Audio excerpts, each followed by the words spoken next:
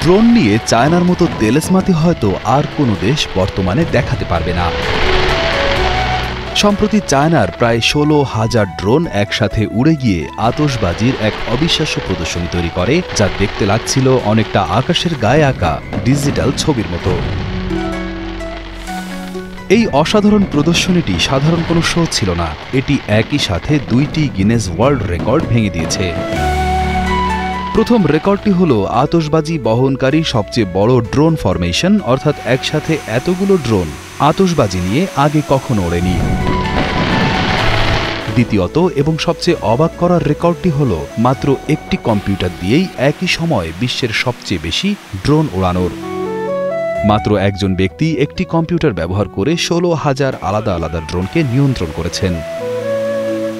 চীনের হুনান প্রদেশের লিউয়াং শহরের রাতের আকাশ এক জাদুকরী দৃশ্যে সাক্ষী হয়েছে। এই ড্রোনগুলো শেনঝেনের একটি হাইটেক কোম্পানি তৈরি করেছে। এই কাজটি করা মোটেও সহজ ছিল না। সবচেয়ে বড় চ্যালেঞ্জ ছিল আতশবাজির প্রচণ্ড তাপ। ড্রোন একটি ইলেকট্রনিক যন্ত্র যা গরমে নষ্ট হয়ে যেতে পারে, কিন্তু প্রকৌশলীরা এই সমস্যার একটি দারুণ সমাধান বের করেন। হাইগ্রেড টেকনোলজি কোম্পানি লিমিটেডের পরিচালক জিয়াং জিয়াও ও টং বলেন, ড্রোনগুলোর ওপর তাপ সহ্য করতে পারে এমন এক বিশেষ ধরনের পদার্থের আস্তরণ ব্যবহার করা হয়েছে, যা ড্রোনগুলোকে তাপ থেকে সুরক্ষিত রাখে। আমাদের ড্রোনগুলি একটি কাস্টমাইজ উচ্চ তাপমাত্রা প্রতিরোধী উৎপাদন ব্যবহার করে, যা আতশবাজি প্রদর্শনের সময় উৎপন্ন উচ্চ তাপমাত্রার প্রভাবও কমিয়ে দেয়। উপরন্তু আমরা আমাদের ফ্লাইট নিয়ন্ত্রণ ব্যবস্থা এবং আমাদের সমন্বিত আতশবাজি নিয়ন্ত্রণ ব্যবস্থা উভয় ক্ষেত্রেই প্রযুক্তিগত আপগ্রেড করেছি।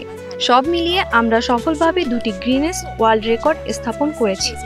এর দ্বিতীয় চ্যালেঞ্জ ছিল এতগুলো ড্রোনকে একসাথে ওড়ানো এবং তাদের মধ্যে যেন কোনো সংঘর্ষ না হয় তা নিশ্চিত করা। এর জন্য তারা খুব উন্নত সফটওয়্যার এবং বিশেষ ফ্লাইট কন্ট্রোল অ্যালগোরিদম তৈরি করেন। এই প্রযুক্তি অনেকটা আকাশে ট্রাফিক পুলিশের মতো কাজ করেছে।